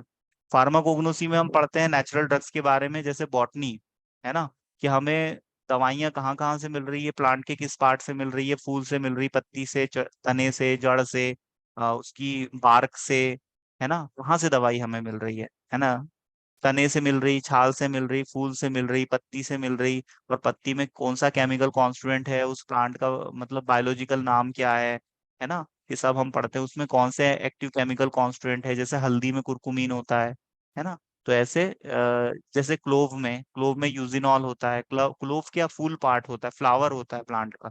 तो ये सब हमें कोग्नोसी में पढ़ना है। और दवाइयों को हम कैसे आइडेंटिफाई करेंगे, उनके मॉर्फोलॉजिकल कैरेक्टरिस्टिक्स क्या है, उनका स्ट्रक्चर कैसा है, माइक्रोस्कोप में हम उस दवाई को देखेंगे, उसमें किस टाइप के स्टोमेटा है, ट्राइकोम्स हैं, है ना, ये सब हम फार्माकोग्नोसी में करते हैं। आइडेंटिफिकेशन टेस्ट, दवाइयों की फैमिली क्या है प्लांट की, जिससे हमें दवाई मिल रही है, जैसे अम्बेली फेरी है, क्रूसी फेरी है, जिंजीबरेसी है, बहुत सारी फैमिलीज है जिनमें अलग अलग प्लांट्स आते हैं। प्लांट्स में जो मेटाबोलाइट्स रहते हैं ना, सेकेंडरी मेटाबोलाइट्स, वो ह्यूमन बींग्स में मेडिसिन की तरह काम करते हैं। जैसे एल्केलॉइड्स हैं, ग्लाइकोसाइड्स हैं, टैनिन्स हैं, सैपोनिन्स हैं। ये प्लांट के सेकेंडरी मेटाबोलाइट्स है, जो कि प्लांट के सर्वाइवल के लिए तो जरूरी नहीं है, लेकिन ह्यूमन बींग्स में बीमारियों को ठीक करते हैं। तो वो सब हम कोग्नोसी में पढ़ते हैं। फार्मास्यूटिकल एनालिसिस में हम पढ़ते हैं लिमिट टेस्ट के बारे में, टाइट्रेशन के बारे में, है ना, दवाइयों के क्वालिटी कंट्रोल के बारे में, कौन सी फॉर्मुलेशन का क्वालिटी कंट्रोल कैसे होगा, जैसे टैबलेट का हम फ्राइबिलिटी टेस्ट लगाएंगे, है ना, उसका डिसोल्यूशन टेस्ट लगाएंगे तो उसके एपरेटस की जानकारी, है ना, ये सब हम एनालिसिस में पढ़ते हैं। पेरेंटल का क्वालिटी कंट्रोल कैसे करेंगे, दवाइयों की एनालिसिस कैसे करेंगे, कंसंट्रेशन कैसे पता लगाएंगे, है ना, ताकि कंपनी ने जो लेबल पे मेंशन किया है कि हमने इस दवाई में इतनी चीजें डाली है, तो वो लैब में देखना कि उतनी डली है या नहीं, नहीं तो कोई भी कंपनी किसी को उल्लू बना सकती है। तो इसके लिए फार्मास्यूटिकल एनालिसिस है, इसके लिए बहुत सारे टेक्निक्स यूज किए जाते हैं, है ना, जैसे HPLC, TLC, गैस क्रोमेटोग्राफी, है ना, MRI, ये एक मैग्नेटिक रेजोनेंस टेक्निक होता है ना, IR, है ना। तो ये सारे टेक्निक्स होते हैं, इनकी मशीनें होती हैं, बहुत कॉस्टली होती हैं, जो दवाइयों की एनालिसिस करके पता लगाती है कि दवाइयों की गुणवत्ता कैसी है, और दवाइयों की क्वांटिटी क्वांटिटी और क्वालिटी दोनों की एनालिसिस की जाती है, क्वांटिटेटिव एनालिसिस और क्वालिटेटिव एनालिसिस। क्वालिटेटिव एनालिसिस में क्वालिटी का पता लगाया जाता है कि भाई इसमें क्या क्या है इसमें। जैसे आपके पास कोई सैंपल है तो उसमें प्रोटीन है, कार्ब्स हैं, फैट है, लिपिड है, क्या है उसमें, ये पता लगाओगे तो इसको क्वालिटी कंट्रोल, इसको क्वालिटी एनालिसिस बोलते हैं। और क्वांटिटी एनालिसिस, कोई कंपनी कह रही कि साहब हमने इसमें प्रोटीन डाला है तो हमारे प्रोडक्ट में 90 ग्राम प्रोटीन है, तो भाई 90 है भी कि नहीं, क्वांटिटी का पता लगाएंगे। कंपनी कह रही 90 है और हमने देखा 85 है, तो हम कंपनी पे क्लेम कर सकते हैं, रिपोर्ट के आधार पे केस कर सकते हैं, कंपनी की कंप्लेंट कर सकते हैं। तो इसलिए फार्मास्यूटिकल एनालिसिस बहुत इंपॉर्टेंट हो जाती है। और जो एनालिसिस करता है उसको हम एनालिस्ट बोलते हैं, ठीक है। और एनालिस्ट वो कर पाता है जिसको केमिस्ट्री का नॉलेज रहता है। तो जिसने PG किया हो केमिस्ट्री से, या फार्मेसी किया हो, तो ऐसे लोग एनालिस्ट बन सकते हैं। ड्रग रेगुलेटरी अफेयर्स के बारे में तो मैंने आपको बताया, ये इसकी बॉडी है USFDA, United states of food and drug administration, USFDA। ये इंटरनेशनल रेगुलेटरी अफेयर्स की बॉडी है, जो कि ध्यान रखती है कि दवाइयों की गुणवत्ता अच्छी हो और दवाइयों का अप्रूवल भी देती है। WHO, वर्ल्ड हेल्थ ऑर्गेनाइजेशन, इसका मैंने इंडिविजुअली एक सेपरेट लेक्चर है 20 मिनट का, वो पढ़ाया है, आप वो रिकॉर्डेड लेक्चर देख लीजिएगा। WHO भी इंपॉर्टेंट है, सोशल फार्मेसी में इससे क्वेश्चन आते हैं। नेक्स्ट आता है government of India, directory of health and public welfare. ये सबसे बड़ा डिपार्टमेंट है हमारी कंट्री का, ठीक है। गवर्नमेंट ऑफ इंडिया का health and public family welfare department, ये सबसे बड़ा डिपार्टमेंट है जो कि हेल्थ से रिलेटेड है, ठीक है। यही यही गवर्नमेंट में पोस्टें निकालता है स्वास्थ्य कर्मचारियों की, ठीक है, और DI की भी, drug controller general of India, DCGI, और ministry of health and public family welfare, ठीक है। तो ये भारत की रेगुलेटरी बॉडीज हैं। और ये ऊपर वाली जो दोनों है वो इंटरनेशनल रेगुलेटरी बॉडी है, जो हर देश का ख्याल रखती है, जिसने इनकी मेंबरशिप ले रखी है। तो भारत WHO का मेंबर है, और USFDA का। तो USFDA दवाइयों का अप्रूवल देता है। जैसे कोई कंपनी ने दवाई खोजी, तो USFDA उसको अप्रूव करेगा, तभी वो पूरे हर देश में बिक पाएगी वो। भारत की कोई कंपनी है, उसने कोई दवाई खोजी, वो चाहती है कि अमेरिका में भी बेचे, तो उसको USFDA से अप्रूवल लेना पड़ेगा। और यदि वो केवल भारत में बेचना चाहती है तो भारत की रेगुलेटरी बॉडी से अप्रूवल लेगी। पर कोई कंपनी दवाई बनाती है तो वो चाहती है कि हर पूरी दुनिया में बिके, तभी तो फायदा होगा। इसलिए कई दवाइयां ऐसी है जो बनी अमेरिका में और बिक रही भारत में है, कॉस्टली भी आती हैं, वो महंगी भी आती है। और कुछ दवाइयां ऐसी है जो हम भारतवासियों ने बनाई हैं और हम अमेरिका वालों को बेच रहे हैं, है ना। तो ये चीज है, तो रेगुलेटरी बॉडी को अथॉरिटी है कि वो अप्रूवल दे ड्रग की डिस्ट्रीब्यूशन और सेलिंग के लिए। तो USFDA आप लोग याद रखोगे। तो इंटरनेशनल बॉडी में आता है आपका USFDA और WHO। इनके फुल फॉर्म आपको पता होना चाहिए। USFDA का फुल फॉर्म क्या है? United states of food and drug administration. WHO का फुल फॉर्म क्या है? World health organisation. और इंडिया की बॉडी का फुल फॉर्म क्या है? DCGI का, drug controller general of India, और ministry of health and family welfare. ये देखो, ये है इसका ऑफिस। ये फार्मा इंडस्ट्री के डिपार्टमेंट है, और यहाँ पर इसका डिस्क्रिप्शन दिया हुआ है। R&D में formulation, quality assurance, quality control, है ना। बायोटेक्नोलॉजी का भी यूज किया जाता है, ड्रग डिस्कवरी, टेक्नोलॉजी ट्रांसफर, है ना, पेटेंट, ये सब R&D के काम है। प्रोडक्शन में tablet, capsule, injection, cosmetics, nutraceuticals. Nutraceuticals में क्या आते हैं आपके, मल्टीविटामिन और मल्टी मिनरल टैबलेट कैप्सूल्स आते हैं। मार्केटिंग का आपको पता है, सेल प्रमोशन, जो कि सेल्स एग्जीक्यूटिव करते हैं, जिनको हम MR बोलते हैं। ये प्रोडक्ट को प्रमोट करते हैं और उसकी सेल को बढ़ाते हैं। इसमें डिफरेंट डिफरेंट पोस्ट होती है, बता चुका हूँ आपको। इसमें आता है अब प्री क्लिनिकल ट्रायल्स और क्लिनिकल ट्रायल्स। ये मैं आपको बता चुका हूँ, दवाइयों का जानवरों पे प्रयोग करके देखना कि उनके रिजल्ट्स, परिणाम कैसे हैं, बीमारी ठीक कर पा रही या नहीं कर पा रही, तो उसको हम प्री क्लिनिकल ट्रायल्स कहते हैं। और क्लिनिकल ट्रायल्स में हेल्थी वॉलेंटियर्स, ह्यूमन बींग्स पे दवाई टेस्ट की जाती है। जैसे किसी कंपनी ने डायबिटीज की कोई नई दवा खोजी है, तो वो पहले जानवरों पे टेस्ट करके देखेगी, फिर उसके बाद इंसानों पे टेस्ट करके देखेगी। और यदि इसका जो डेटा है, जो इसका रिजल्ट आया है, परिणाम, यदि वो सकारात्मक होगा, दवाइयों में क्षमता है कि वो बीमारी को ठीक करे, तो उनको अप्रूवल दिया जाएगा डेटा के आधार पे, और फिर वो मार्केट में बिकेंगी। और 5 साल तक उसका फार्माको विजिलेंस किया जाएगा, मतलब उस पर निगरानी रखी जाएगी कि वो दवाइयां कहीं मार्केट में किसी को नुकसान तो नहीं पहुंचा रही है। तो इसको हम फार्माको विजिलेंस बोलते हैं, ठीक है। और ये जो जानवरों पे जो टेस्टिंग की जाती है, वो CPC गाइडलाइन के हिसाब से की जाती है। जानवरों को सर्व सुविधा युक्त पिंजरों में रखा जाता है, खाने पीने को दिया जाता है ना। और उनका बहुत अच्छे से उनका ध्यान रखा जाता है, क्योंकि वो सेक्रीफाइस कर रहे हैं ह्यूमन बींग्स के वेलफेयर के लिए, ह्यूमन बींग्स की जान बच सके। इसलिए दवाइयों की खोज में जानवरों का भी बड़ा महत्वपूर्ण योगदान रहता है। जैसे कोई दवाई है, वो हड्डी को जोड़ रही है, तो बंदर पे उसका प्रयोग करेंगे, तो बंदर की हड्डी पहले तोड़ेंगे, और फिर वो दवाई दे के देखेंगे कि बंदर की हड्डी जुड़ रही कि नहीं। ठीक है, बंदर की हड्डी जब जुड़ जाएगी, तो फिर किसी इंसान की हॉस्पिटल में हड्डी यदि टूट जाती है एक्सीडेंट से, तो फिर उस पे वो प्रयोग करके देखा जाएगा, है ना। अब कोई इंसान तो चाहेगा नहीं कि भाई मेरी हड्डी तोड़ के उसको जोड़ के देखो। अब जानवर बेचारे बेजुबान होते हैं, तो उनकी हड्डी तोड़ देते हैं। अब कोई दवाई है जिससे कैंसर ठीक हो रहा है, तो जानवरों पे उसका प्रयोग यदि करना हो, तो जानवरों में कैंसर डेवलप किया जाता है। और बेचारे जानवर कैंसर से ग्रसित हो जाते हैं। अब ठीक हो तो ठीक, नहीं तो मर जाएंगे बेचारे। इसलिए उनके लिए गाइडलाइन बनाए गए हैं, नियम कानून बनाए गए हैं। किसी भी बेजुबान जानवर के साथ जाती नहीं होनी चाहिए। तो जानवरों पे भी दवाइयों के प्रयोग किए जाते हैं, उसके बाद इंसानों पे किए जाते हैं, उसके बाद फिर मार्केट में दवाइयां आती है। कम से कम एक नई दवाई को मार्केट में लाने में 7 से 15 साल का समय लग जाता है, और कम से कम अरबों खरबों रुपए खर्च हो जाता है, तब एक दवाई मार्केट में आ पाती है। ठीक है, अब हम आगे देखते हैं। फार्मासिस्ट काफी जगह सर्व कर सकता है, डिफेंस में जा सकता है, आर्मी, नेवी, एयरफोर्स, और आपका सेंट्रल गवर्नमेंट के जो ऑर्गेनाइजेशंस हैं, जैसे WCL है, और भेल है, BHEL, है ना, ये सब में काम कर सकता है। ONGC है ना। यहाँ पर फार्मासिस्ट काम कर सकते हैं। आपका, ये तो मैं आपको बता चुका हूँ, है ना। एनालिस्ट भी बन सकते हैं, फॉरेंसिक साइंटिस्ट बन सकते हैं, और फार्माकोलॉजिस्ट भी बन सकते हैं। B Pharma के बाद M Pharma कर लो फार्माकोलॉजी से, तो फार्माकोलॉजिस्ट बन जाते हैं, गवर्नमेंट सर्टिफिकेट दे देती है ना। और केमिस्ट बन सकते हैं, ये सब मैं आपको बता चुका हूँ। कंसल्टेंट बन सकते हैं, मतलब प्राइमरी लेवल पे कंसल्टेंसी दे सकते हैं। कंसल्टेंसी मतलब हेल्थ एजुकेशन को प्रमोट कर सकते हैं, किसी को हेल्थ काउंसलिंग दे सकते हैं। और कुछ ऐसे मेडिसिन हैं जो पेशेंट को सजेस्ट कर सकते हैं, जो कि ओवर द काउंटर मेडिसिन होते हैं। और फैमिली प्लानिंग की इंफॉर्मेशन दे सकते हैं, है ना। और इम्यूनाइजेशन से रिलेटेड इंफॉर्मेशन दे सकते हैं। और जो पॉइजनस ड्रग्स हैं उनकी जानकारी दे सकते हैं, जिनके साइड इफेक्ट ज्यादा है, तो फार्मासिस्ट कह सकता है कि भाई इस दवाई को आप लंबे समय तक मत लो। एक चीज आप सभी याद रखोगे, बड़ी इंटरेस्टिंग है। ट्वेंट आपका 25 को, 25 सितंबर को वर्ल्ड फार्मासिस्ट डे सेलिब्रेट किया जाता है, पता था आपको?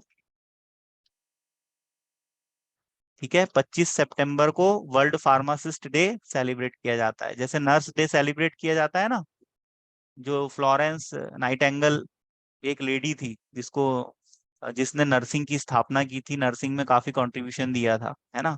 तो उसी के बर्थडे के दिन 12 मई को जैसे वर्ल्ड नर्सिंग डे मनाया जाता है, वैसे ही 25 सितंबर को वर्ल्ड फार्मासिस्ट डे मनाया जाता है।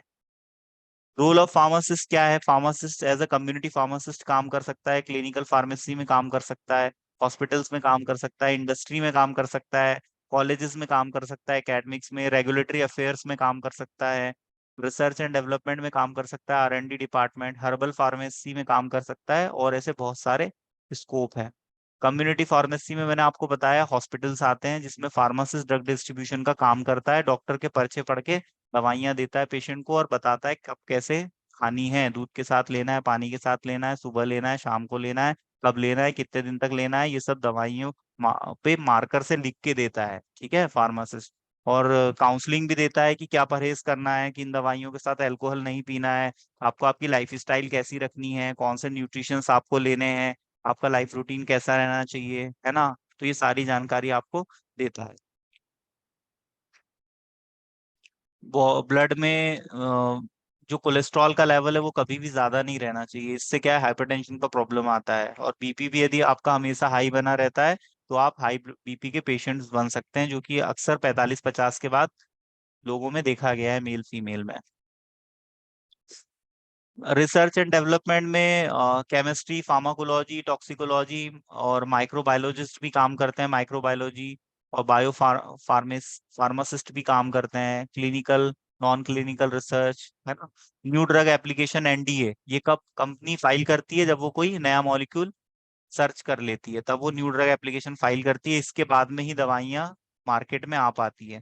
दो टाइप की दवाई होती है, एक होती है जेनरिक मेडिसिन, एक होती है पेटेंट मेडिसिन, जिसको हम इथिकल मेडिसिन भी बोलते हैं। जेनरिक मेडिसिन वो होती है जिसको कोई भी कंपनी बना सकती है, जिसपे केवल सॉल्ट नेम लिखा रहता है, ठीक है, उसको हम जेनरिक मेडिसिन बोलते हैं। प्रोप्राइटरी मेडिसिन क्या होती है, ब्रांडेड मेडिसिन, जैसे आपने सुना होगा एबो 5 फाइजर का आता है, रेबिप्राजोल होता है उसमें 20 mg, लेकिन नाम क्या रखा है, एबो 5, तो ये ब्रांड नेम कहलाएगा, ठीक है। और कोई जेनरिक नेम से यदि बनाएगा तो कैसा लिखेगा, उस पर रेबिप्राजोल 20 mg लिख देगा, खत्म बात। इसका एग्जाम्पल ऐसा है जैसे टाटा का नमक, या कोई लिख दे नमक पे NaCl, तो जो इससे NaCl लिखा हुआ है वो हो गया आपका जेनरिक, और जिसपे लिखा है टाटा का नमक मतलब वो हो गया ब्रांड नेम। टाटा एक ब्रांड है ना, तो कंपनी अपने ब्रांड नेम को प्रमोट करने के लिए प्रोडक्ट पे अपना ब्रांड का नाम मेंशन करती है, तो उसको ब्रांड नेम बोलते हैं। और एक होता है केमिकल नेम, और एक होता है IUPAC नेम, ठीक है। IUPAC नेम इंटरनेशनल यूनियन ने बनाए हैं, जो कि पूरे वर्ल्ड वाइड सेम चलते हैं, ठीक है। प्रीवियस क्लास में मैंने आपको एड्रेनर्जिक सिस्टम के बारे में बताया था। एड्रेनर्जिक सिस्टम क्या होता है, जिसमें एड्रेनालिन न्यूरोट्रांसमीटर काम करता है, ठीक है। कहाँ से रिलीज होता है ये, एड्रेनल ग्लैंड से रिलीज होता है, और ये fight and flight response show करता है। जब भी कोई वर्स्ट कंडीशन आती है, कोई क्रिटिकल सिचुएशन आती है, तो उसमें हमारी बॉडी में एड्रेनालिन रिलीज होता है, ठीक है। ये नेचुरली भी रिलीज होता है, और इसके एनालॉग्स भी आते हैं जो कि हम एक्सटर्नली बॉडी में इंसर्ट करते हैं, जैसे एड्रेनालिन के इंजेक्शंस आते हैं, नॉर एड्रेनालिन और डोपामीन। और ये सिंथेटिकली भी बनाए जाते हैं, जिसका एग्जांपल है आइसोप्रेनालिन और दो ब्यूटामीन। और इसके कुछ और ड्रग्स हैं, जैसे एम्फिटामीन्स है ना, फिनाइल है, मेथोक्सामीन है, मेफेंट्री मेफेंट्रामीन है ना, इफिड्रीन है, ये इसके ड्रग्स हैं। इनको सिंथेथोमिमेटिक एमीन्स भी कहते हैं। एमीन्स इसलिए कहते हैं क्योंकि इसमें एमिनो ग्रुप प्रेजेंट रहता है, NH2। ये एड्रेनालिन के रिसेप्टार्स हैं, ठीक है। हमारी बॉडी में ऐसे रिसेप्टार जिनसे एड्रेनालिन बाइंड करके अपना एक्शन देता है, उसको हम एड्रिनो रिसेप्टार कहते हैं, या एड्रिनर्जिक रिसेप्टार कहते हैं। और जो ड्रग इनसे बाइंड होते हैं हम उनको एड्रिनर्जिक ड्रग्स कहते हैं। तो ये रिसेप्टार दो प्रकार के होते हैं, अल्फा और बीटा। तो अल्फा के फर्दर क्लासिफिकेशन है अल्फा 1 और अल्फा 2, और अल्फा 1 का फर्दर क्लासिफिकेशन है alpha 1A, alpha 1B, alpha 1D। और अल्फा 2 के फर्दर क्लासिफिकेशन है alpha 2A, alpha 2B, alpha 2C। और बीटा के फर्दर क्लासिफिकेशन है आपके बीटा 1, बीटा 2 और बीटा 3। ये रिसेप्टार्स हैं, रिसेप्टार सेल पे पाए जाते हैं जिनसे ड्रग बाइंड करता है। और जो ड्रग बाइंड करता है हम उसको लिगेंड बोलते हैं, ठीक है, लिगेंड। और ये जब रिसेप्टर से बाइंड करेगा तो फिजियोलॉजिकल चेंज कॉज करेगा, जिसकी वजह से दवाइयों के एक्शन आते हैं, और दवाइयां बीमारी को ठीक कर पाती हैं, या किसी सिम्टम्स को कम कर पाती हैं बीमारी के, ठीक है। अब इनकी लोकेशंस होती हैं अलग अलग सेल पे, अलग अलग टाइप के रिसेप्टार्स पाए जाते हैं, जैसे बीटा 1 रिसेप्टर हार्ट सेल पर और जेजी सेल्स पे पाया जाता है। जेस्टा ग्लोमेरुलस सेल ये कहाँ होते हैं, किडनी में प्रेजेंट रहते हैं, जीजे सेल्स, ठीक है। और bronchi, uterus, blood vessels, liver, urinary tract, eye, इस पे बीटा रिसेप्टर पाए जाते हैं। और बीटा 3 रिसेप्टर कहाँ पाए जाएंगे, एडिपोस टिश्यू पे पाए जाएंगे, ठीक है। एगोनिस्ट और एंटागोनिस्ट मैंने आपको बताया था क्या होते हैं। एगोनिस्ट रिसेप्टर से बाइंड करके एक्शन कॉज करते हैं, और एंटागोनिस्ट एक्शन कॉज नहीं करते, केवल रिसेप्टर को ब्लॉक कर देते हैं। तो बीटा वन का जो एगोनिस्ट है वो है डोब्यूटामीन, और बीटा टू का जो एगोनिस्ट है वो है सॉल्ब्यूटेमॉल। सॉल्ब्यूटेमॉल कहाँ पर यूज होता है, बताओ। सॉल्ब्यूटेमॉल, खांसी के लिए जो सिरप आते हैं उसमें आपने देखा होगा सॉल्ब्यूटेमॉल यूज होता है। ये ब्रोंकस को डायलेट कर देता है, डायलेशन की वजह से वहां पर इजिली एयर का फ्लो हो पाता है। ठीक है। इन्फेक्शन की वजह से एयर वे पैसेज यदि सकरा हो गया है, सिकुड़ गया है, तो उसको फैलाने का काम करता है सॉल्ब्यूटेमॉल। और ये बीटा टू रिसेप्टर पे बाइंड करता है। देखो यहाँ लोकेशन दी हुई है ना, ब्रोंकस, ब्रोंकस पे भी पाया जाता है बीटा टू रिसेप्टर, और ये इसका एगोनिस्ट होता है। एंटागोनिस्ट क्या है बीटा वन का, मेटाप्रोलोल और एटेनोलोल। ये हाई एंटी हाइपरटेंसिव ड्रग्स हैं, ये हाइपरटेंशन के केस में यूज किए जाते हैं। और अल्फा मिथाइल प्रोप्रानोलोल, ये बीटा का एंटागोनिस्ट है। अब क्या क्लिनिकल इफेक्ट्स हैं यदि बीटा रिसेप्टर से का स्टिमुलेशन होगा, तो tachycardia, increased myocardial contractibility, increased lipolysis. Lipolysis क्या होता है, लिपिड का टूटना। लिपिड यदि टूटेगा तो उसको हम लिपोलाइसिस बोलते हैं। इंक्रीज्ड रेनिन सिक्रीशन, रेनिन कहाँ से रिलीज होता है, किडनी से रिलीज होता है, तो ये रेनिन के सिक्रीशन को बढ़ा देता है। मतलब बीटा वन रिसेप्टर से यदि एड्रेनालिन बाइंड करेगा तो। ठीक है। और बीटा टू से यदि बाइंड करेगा तो क्या इफेक्ट आएंगे, ब्रोंकस जो है उसमें रिलैक्सेशन हो जाएगा। ठीक है।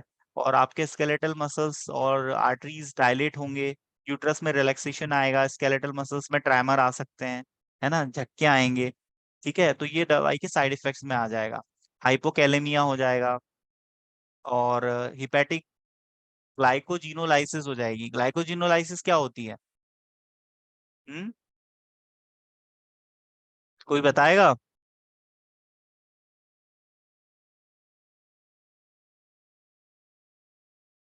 देख के बताना कल, ठीक है। चलिए, आज के लेक्चर में कोई डाउट है आप लोगों को। हेलो। आज के लेक्चर में कोई डाउट है क्या। No sir. चलो ठीक है, मन लगा के पढ़ाई करो बेटा, है ना, कल मिलते हैं हम, ठीक है। इसके रिकॉर्डेड लेक्चर में आपको दे दूंगा, सुन के नोट्स आप लोग बना लेना, कोई डाउट रहेगा तो पूछ लेना, ठीक है। Okay, bye, have a nice day.